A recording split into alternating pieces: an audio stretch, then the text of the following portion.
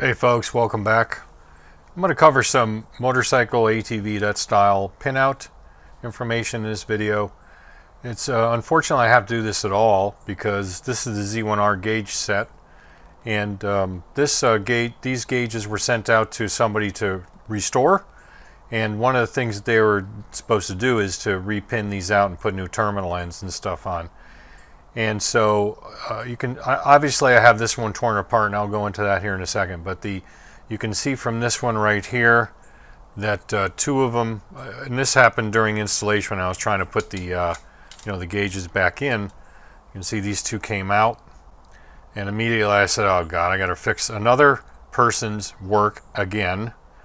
Yeah, rant over. So anyway, that's what I'm ending up doing here, and I wanted to show you a little bit of it. So again, I pulled this one apart already, and when you do a pin out like this and you're going to replace a plug, or you're going to replace terminals or something like that, first thing I do is I make a drawing, and the way I do it is I always look at the back side of the plug.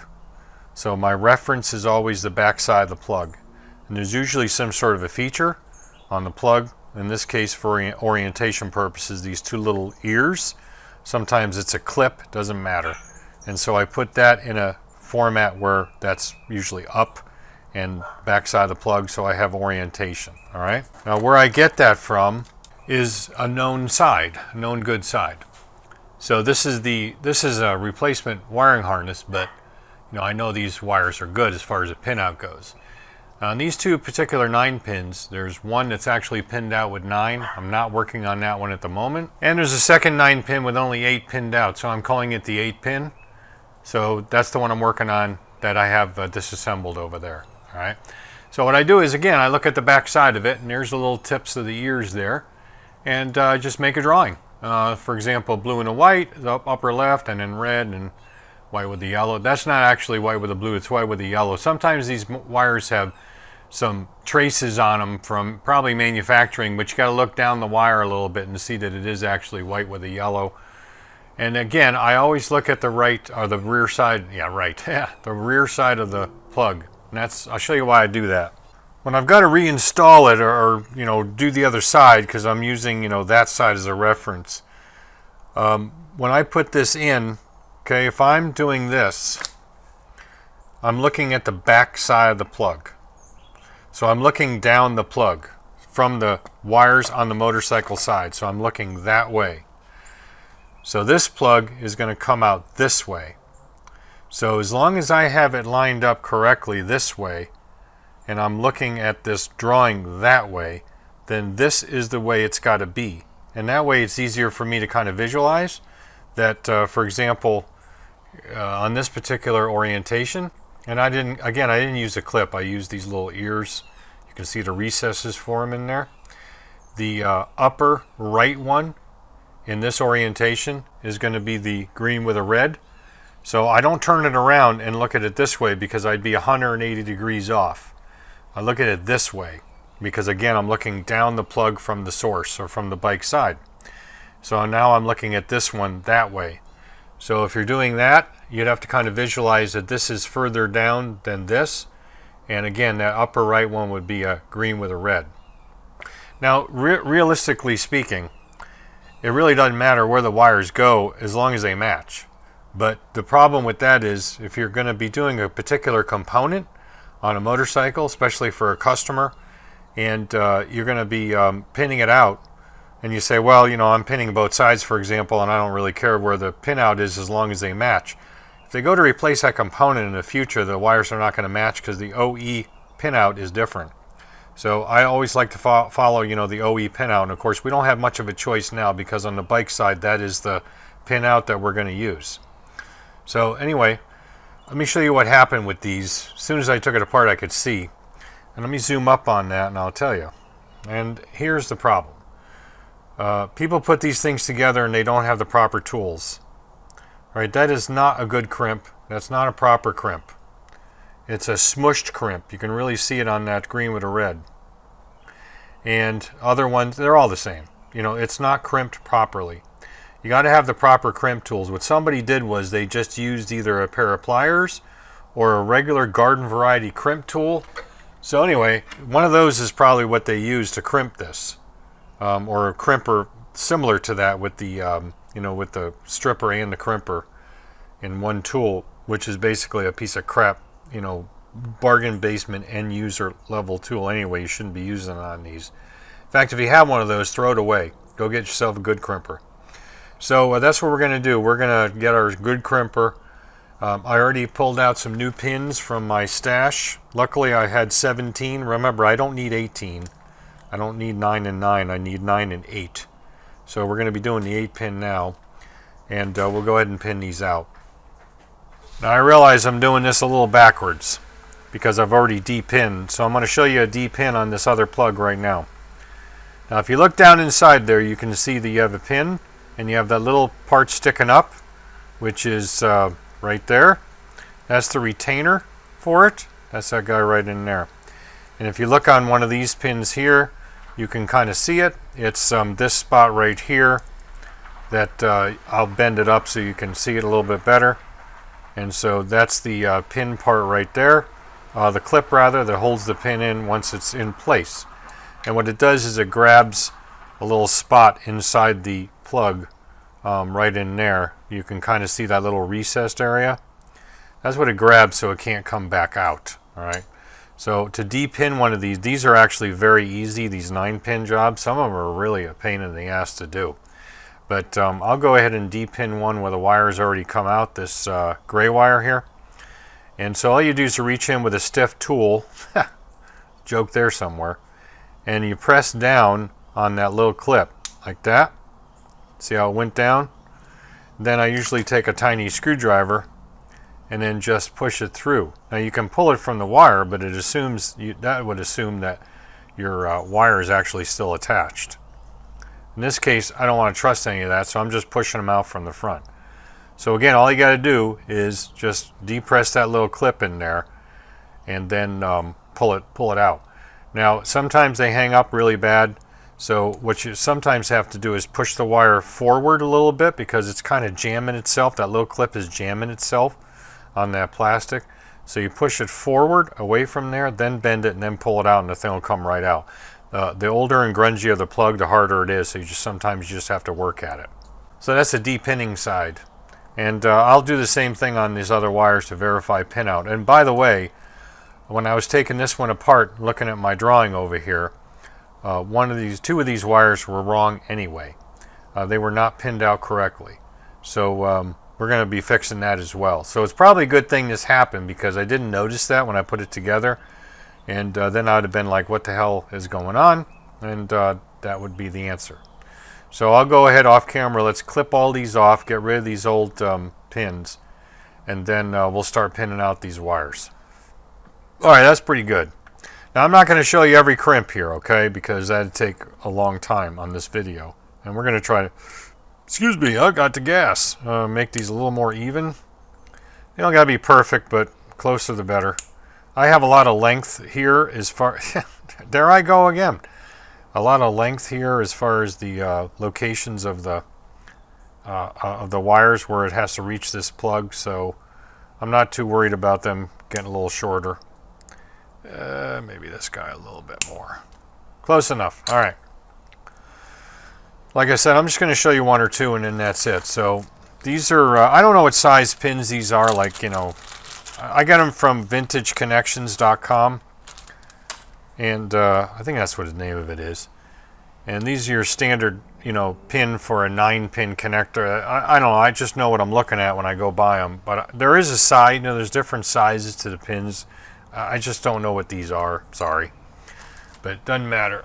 Let's go ahead and pull Dad's old cutters down here again. We're going to go ahead and do this. This is a white with a yellow. All right. This is that white with a yellow. And you know what? I'm going to get some of this goo off with some brake clean first, though. Hang on. All right, well, that's a little better, at least. These things are just kind of nasty. And again, it's probably because the electrical tape they use is junk. I like to use that 3M stuff, the yellow 3M stuff. Or the inside of the roll is yellow. I'll show it to you here in a minute. I forgot what it's called. It's good stuff. Just about the best tape I've seen. All right, so here's that white with the yellow, and you can see the color. Now all you gotta do is strip it back about yay far, and you only want to strip it back as far as the part that it is making your electrical connection. Let me pull a pin. I already have a pin out, doy. Here's a pin right here. Why didn't you tell me I had one laying there? So you're only going to want to cut that back, so about that much of it is out. What is that? I don't know, a couple mil? This section here I'm talking about. That section right there. This is a restraint side that goes on the insulation. So this is the side we want about that length of strip.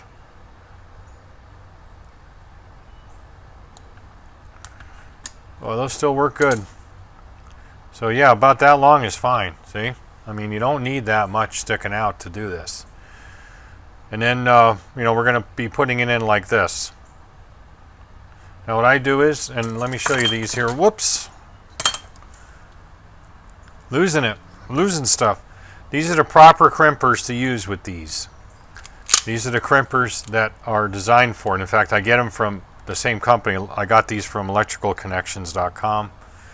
And so the way these go is there's a die in. All these are different die sizes. I just happen to know that this one works pretty well with this middle one, which says 16 to 14. And then I also back it up with the one that says 22 to 18. But this is kind of like a 2 crimp deal to get it right. And so what I do is I put them into the die like that, because one side's smaller than the other. The smaller side will be the wire side. You can kind of see that step in there, right? So I'm going to put them in there and just get it started, and it'll kind of hold itself in, which is nice. And you always come in from the same side, the back side. Alright?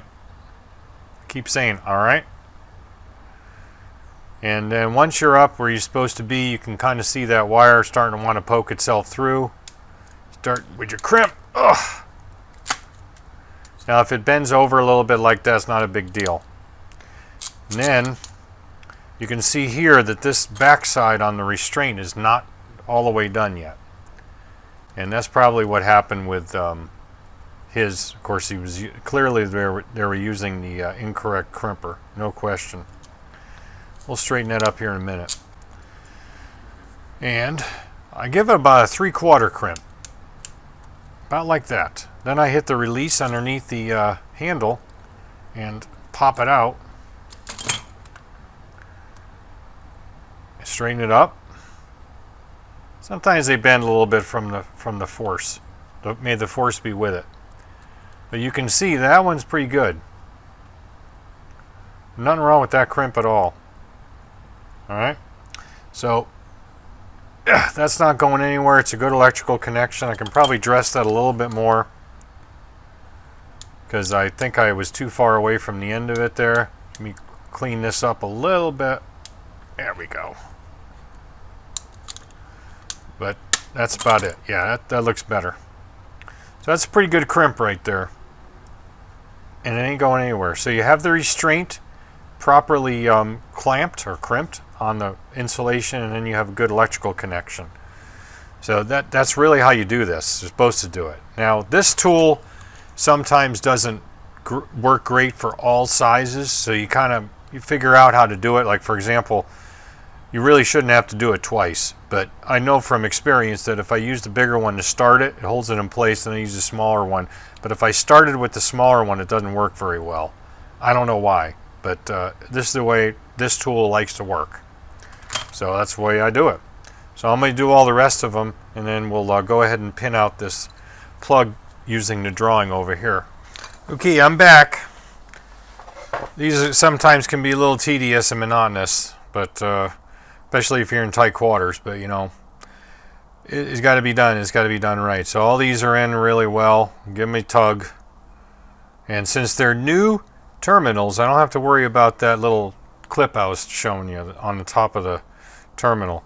If you simply de-pin from a plug to clean the terminal and then re-put it back in or reinsert it, all you got to do is just take a little tool and just bend that tab, you know, that tang back up, you know, like I was showing you before. And then what happens with that is it'll grab the inside of the plug again. So you can see this is already up, so we're good there. It's already erect. Got to stop. All right, so I'm going to going to use my drawing here, and again, I am looking at the source side from the back of the plug.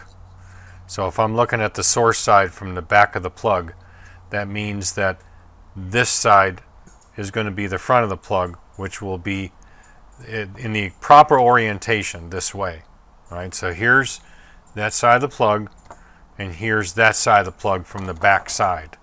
That's one of the reasons why I like to do it from the back side. Oh boy. Okay, so anyway, I had to get my mind back on this.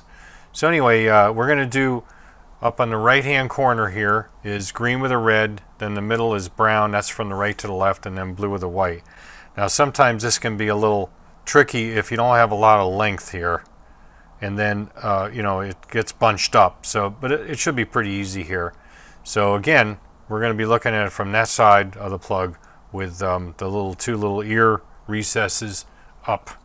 So the first one is green with a red, which is down here. Just try to keep the wires oriented so they don't tie up on each other. And inside that plug, you can see that that little recess for the clip is up.